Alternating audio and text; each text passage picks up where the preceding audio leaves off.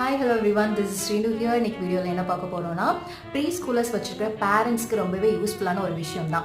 Schooling start பண்ண initial டைமில் குழந்தைங்க ஸ்கூல் போயிட்டு வந்ததோ ரொம்ப அடமண்டாக நடந்துட்டு இருப்பாங்க. அதை எதனால் நடந்துக்கிடுறாங்க, அந்த டைம் அவங்க எப்படி ஹேண்டில் பண்ணோம் அப்படிங்கிறது தான் பார்க்க போகிறோம்.